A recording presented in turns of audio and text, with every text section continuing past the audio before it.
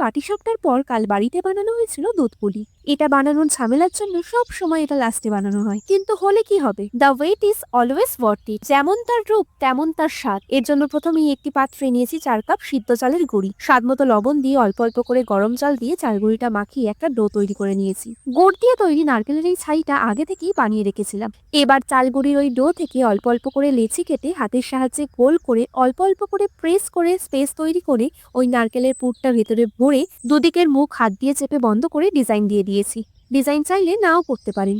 এবার হাতের তালুতে একটু এদিক ওদিক রাব করলে পুলি পিঠের শেপ এসে যায়। আমার কাঁচা হাতে তৈরি পিঠে অতটা দেখতে ভালো না হলেও মায়ের প্রো হাতে তৈরি পিঠে কিন্তু প্রপার ট্র্যাডিশনাল শেপ পেয়েছিল। সবকটা পিঠে এভাবেই রেডি করে নিয়েছি। এবার কড়াইতে 1 লিটার দুধ দিয়ে দুধটা জাল হতে বসিয়েছি। দুধটা ফুটতে শুরু করলে একে একে সব পিঠেগুলো দুধের মধ্যে দিয়ে দিয়েছি। যতক্ষণে পিঠেগুলো সিদ্ধ হচ্ছে একটা ফ্রাইং প্যানে অল্প একটু জল দিয়ে দিয়েছি খেজুরের গুড়ের পাটালিটা গলে গেলেই ওই গুড় জলটা দুধ পুলিতে মিশিয়ে দিয়েছি। ফ্লেভারের জন্য কয়েকটা এলাচও অ্যাড করেছি। আরো বেশ কিছুক্ষণ ফুটিয়ে নিলেই দুধ পুলি একদম রেডি। এবার বাটিতে পুলি পিঠেগুলো সাজিয়ে পরিবেশন করুন আর এনজয়।